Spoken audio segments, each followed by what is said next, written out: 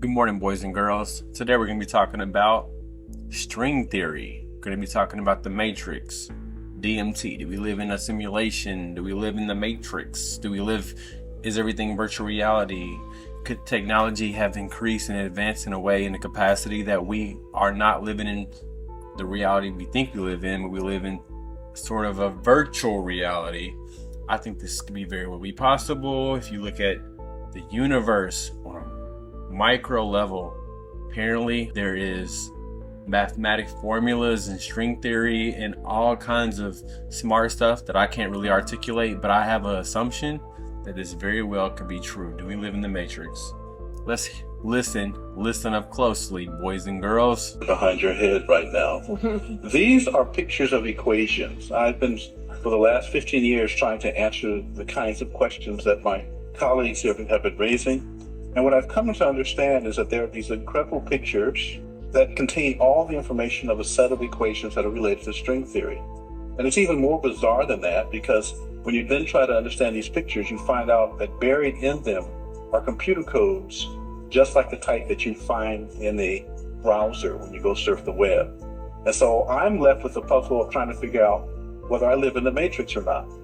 You're blowing my mind at this moment. So are you saying your attempt to understand the fundamental operations of nature leads you to a set of equations that are indistinguishable from the equations that drive search engines and browsers on our computers? That is correct. So, wait, I have to just be silent for a minute here.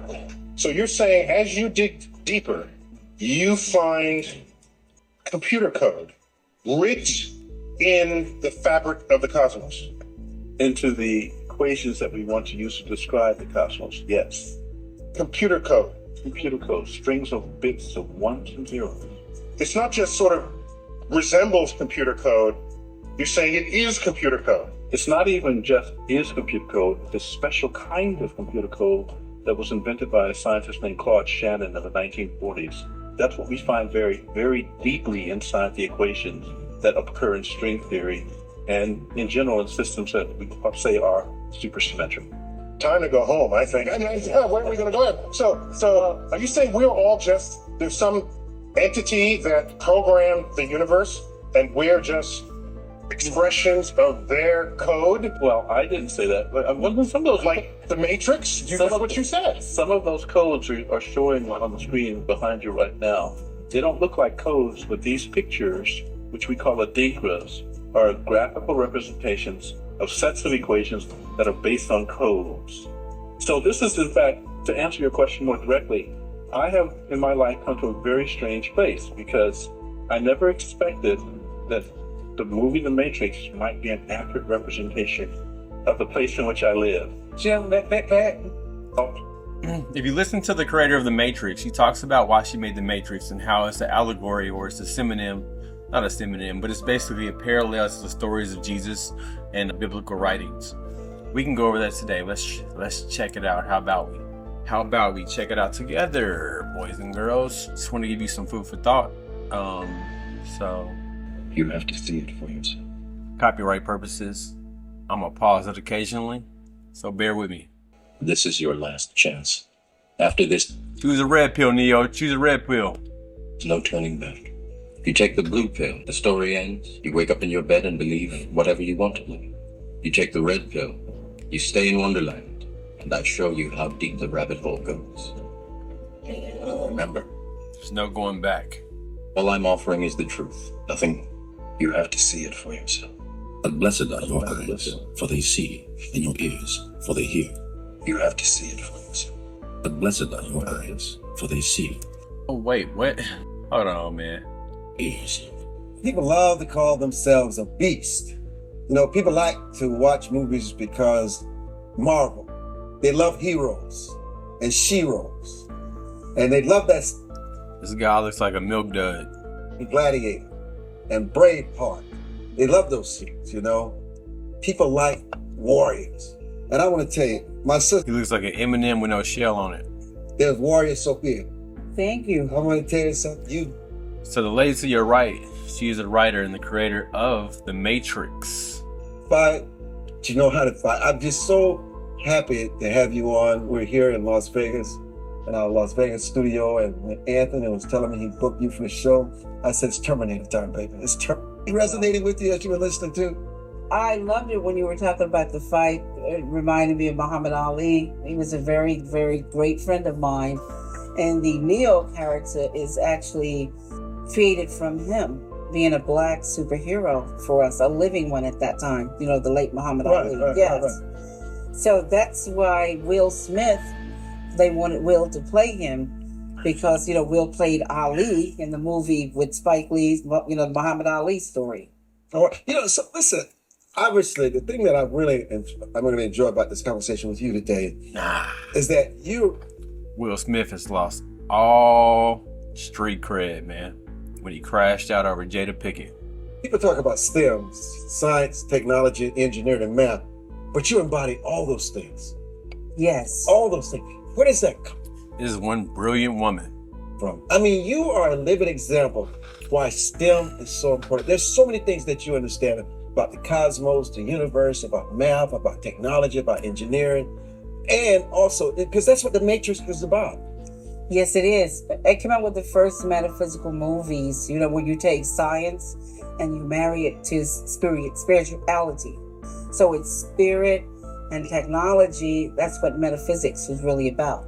But what is it in your DNA? Your grandparents? Well, my grandmother, full-blooded Cherokee, she was a shaman.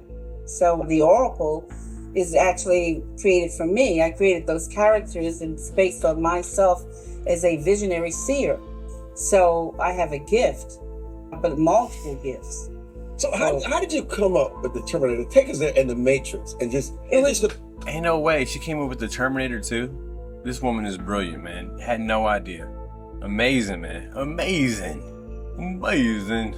It's from pen to pad. Now, it's one thing to have the idea, but very easy.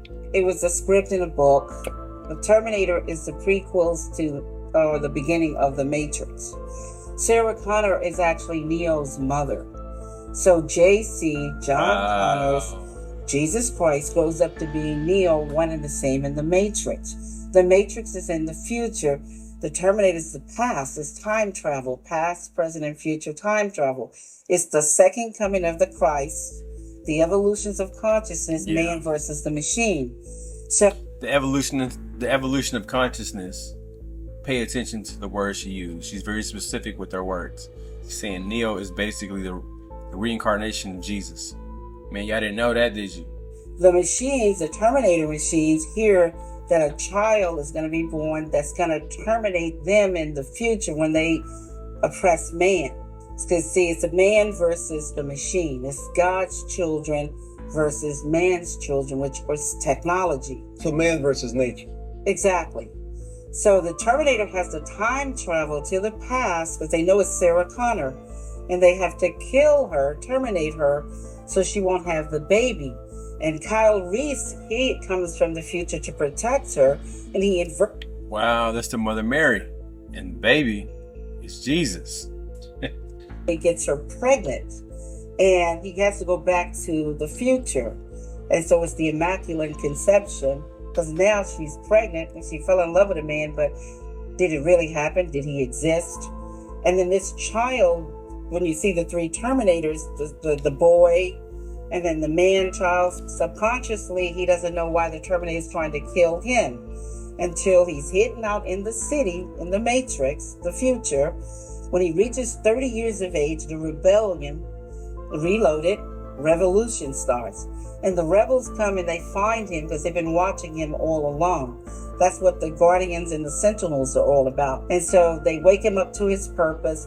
They take him to Morpheus to train him to fight the machines. They take him to the Oracle because of the prophecy. So this is the whole epic story. It's an epic. This woman is brilliant, man. $1 billion franchise. If you know, I want you to stick around because it's leading up to something bigger. I'm gonna go through this video here about the creator of The Matrix and the Terminator. And then there's real life instances where people have witnessed digital code through dimethyltryptamine, DMT. And so I'm gonna play these clips after this clip and we gonna wrap it all up, man. You gonna understand what I'm talking about when I say, do we live in a simulation? Do we live in the Matrix? because it's a lot of bigger things at play. And it's some deep stuff. You know what it brings me to?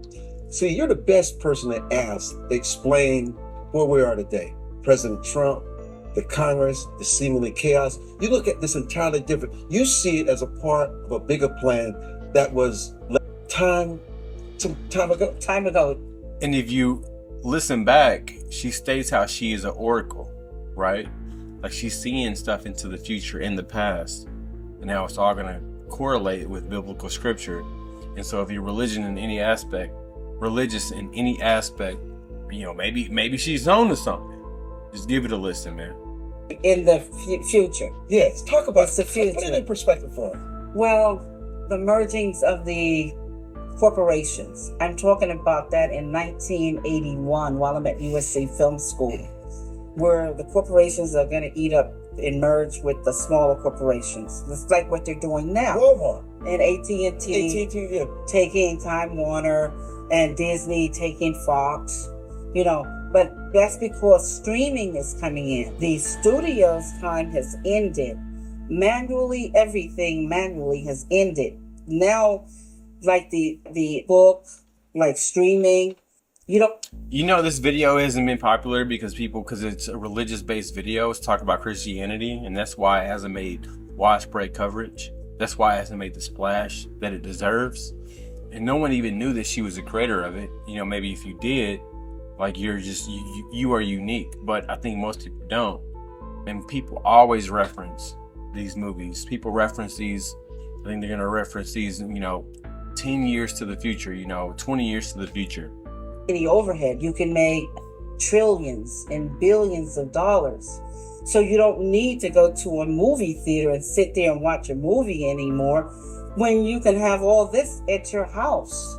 And you can watch any movie and you can watch it 10 or 20 times and you have surround sound, Dolby, or whatever you want.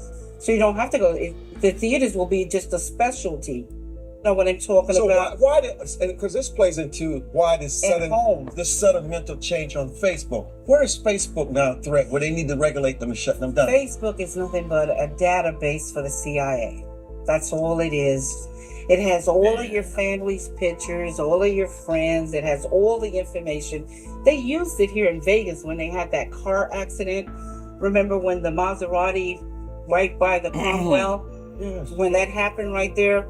Well, all they did was take camera footage from Caesars. It's a CIA database, man. Can you believe that?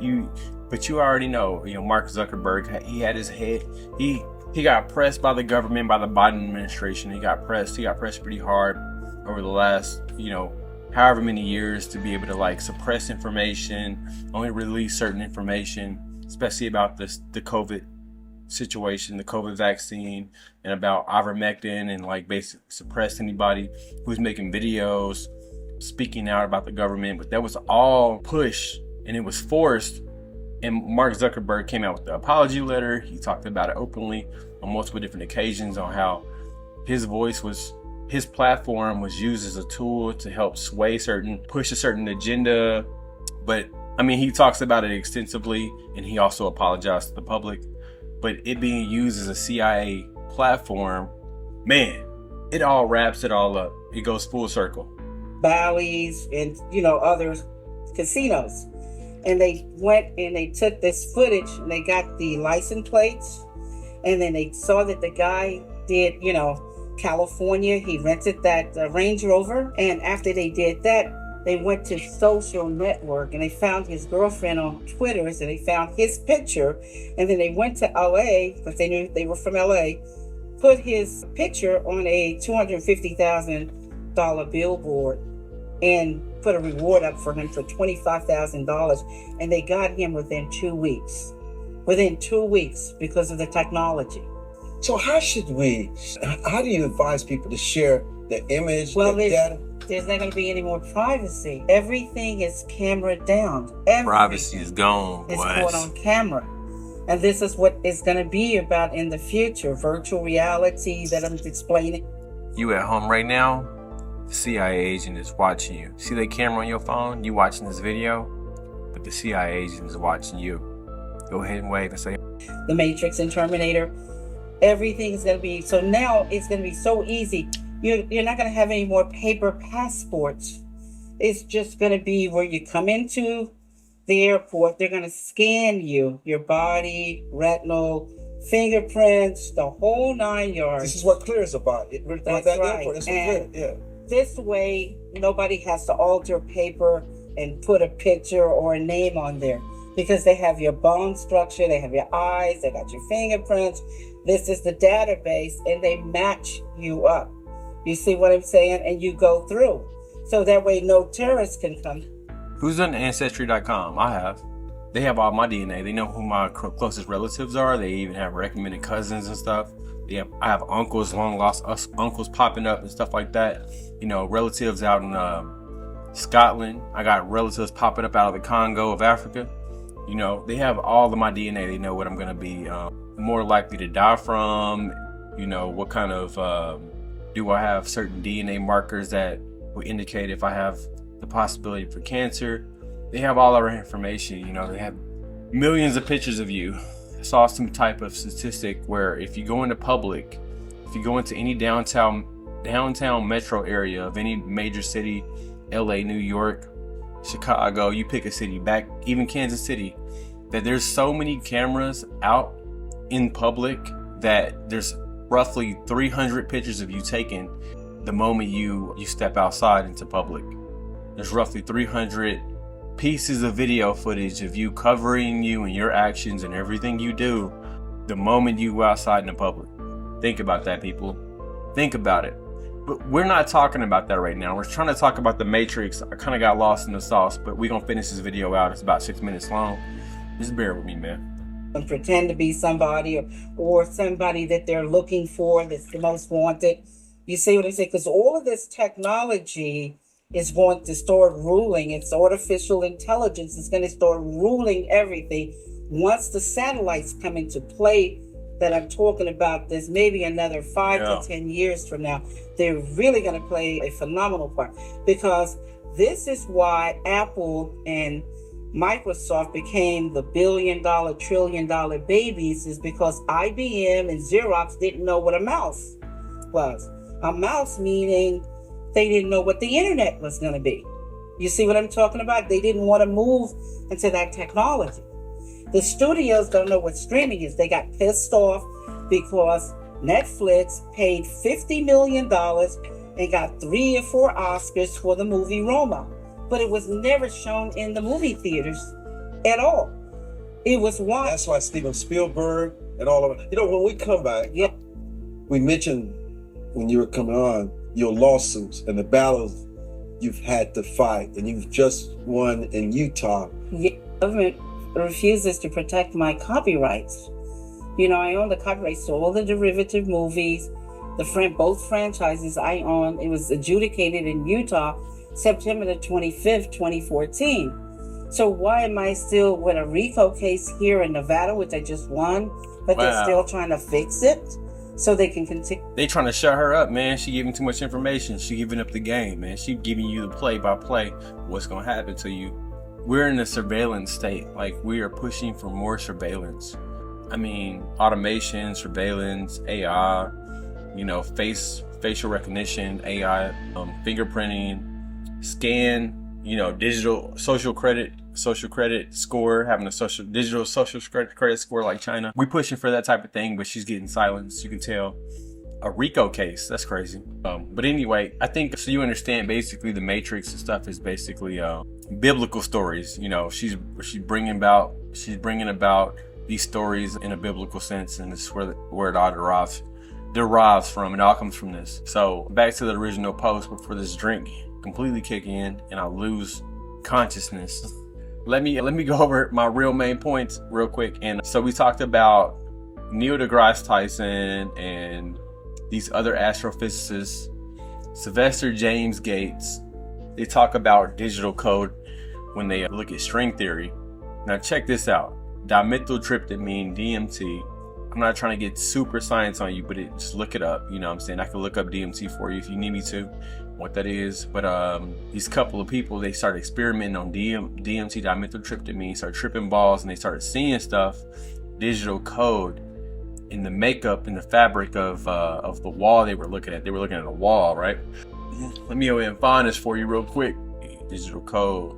Have you seen the DMT experiment with the laser? I have seen it on Instagram, and I heard you and Danny talking about it. So you've done it.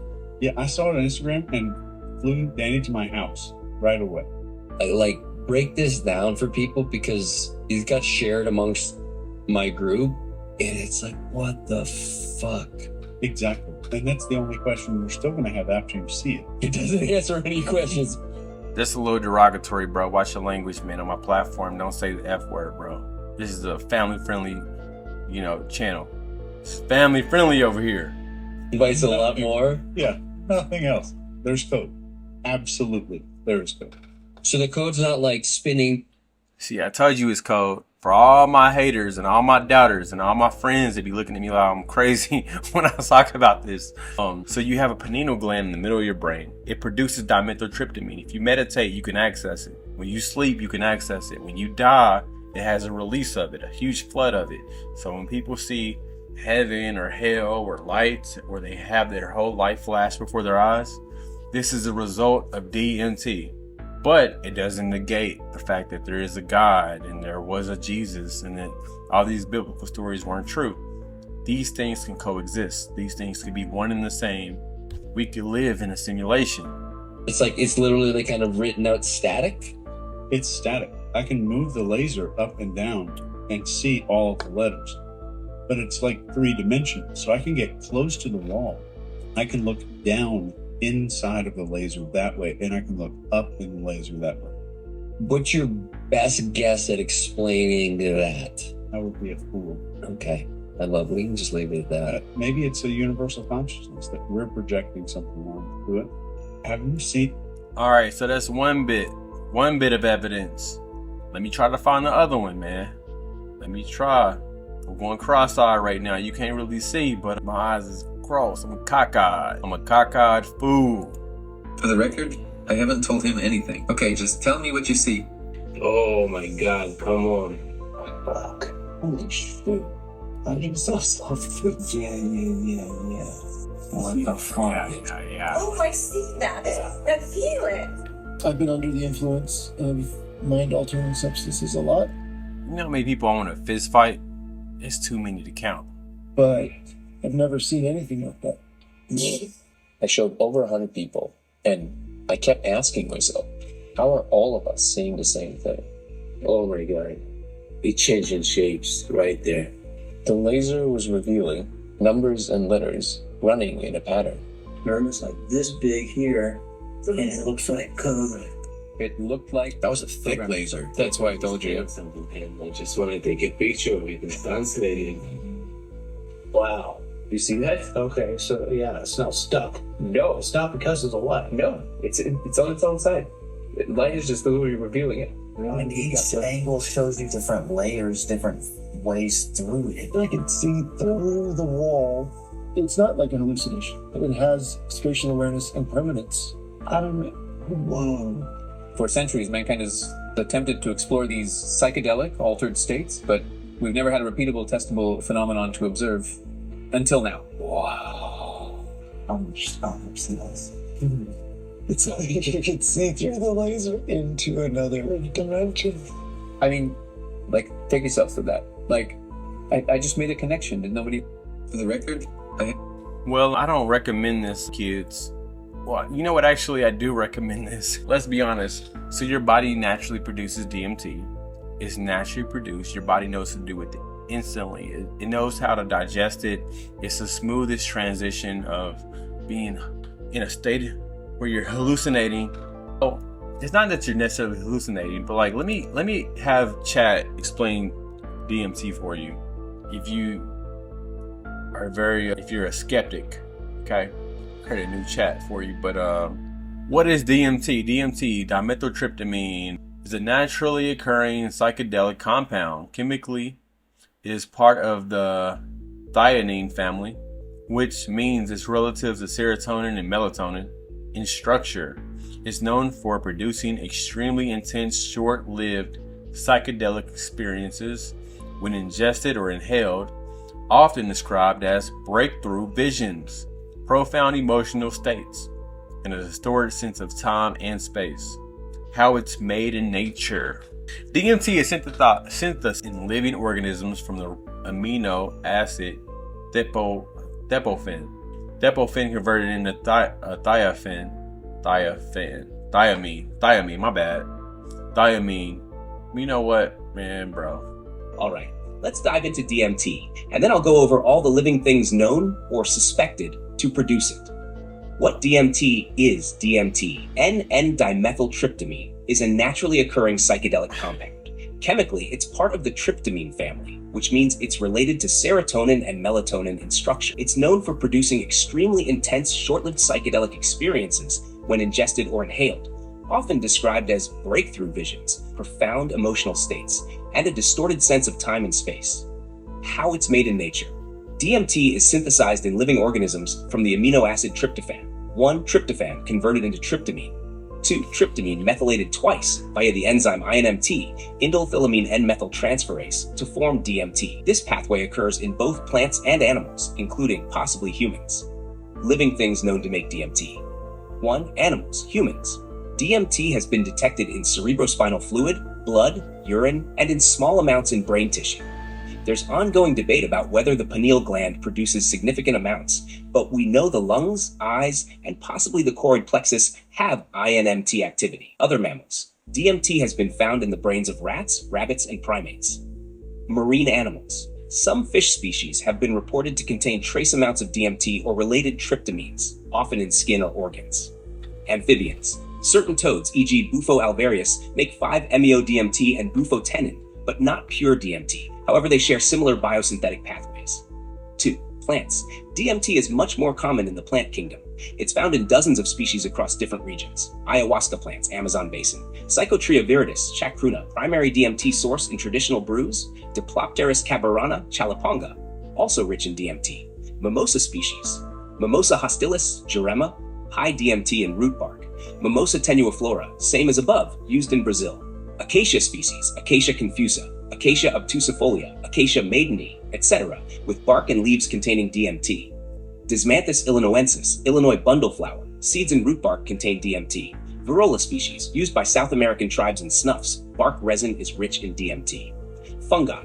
While not as common as in plants, some fungi have been reported to produce trace amounts of DMT or related tryptamines, although this is still debated and often confused with psilocybin-containing mushrooms. 4. Possible evolutionary role. Why DMT is made at all in nature is still a mystery. Hypotheses include a neurotransmitter or neuromodulator role in animals, defense chemical in plants to deter herbivores, random metabolic byproduct of tryptophan metabolism. If you want, I can make you a full chart showing all known DMT-producing species with their native regions, concentrations, and how humans have traditionally used them. That would put everything in one visual map. If the government could, they'll put you in jail for it. They say it's in your system. It's in your system. Get on the ground. And then they'll put you in jail. Put you underneath the prison, man. If they could, if they need to keep you, if they need to keep you quiet. I don't know, man. I need a tinfoil hat. We good though. Yeah, that's that, man. Just food for thought. I want you to think about those kind of things. Think about those kind of things. You know, think about the meaning of life. Don't you want to know? Don't you wonder what the meaning of life is? Come on, man. Have some thoughts other than, you know, what kind of ice cream I want right now. Think about something other than like, how can I get the newest Labubu? How can I get the newest Labubu? How can I get the newest Jay Jordan? How can I get the newest, you know what I'm saying? I want to get that Grand Seiko, baby. You know, I need that bag. So, hey man, please subscribe. Please hit the like button. Please, I beg you. Yeah, I'm begging. You know, no shame in my game, man. No shame in my game. I'm gonna hit you with another quote today. Another quote. So, Ice Cube. This quote's by Ice Cube. I hit her with that pelvic thrust. Don't trust the rubber because it's bound to bust. All right. You know, that's gonna be the conclusion of these videos. You get a quote a day, baby. So tune in, watch it all the way through to the end, and you get you a quote at the end. That's the deal. Let's shake on it. All right, I'll catch you in the next one.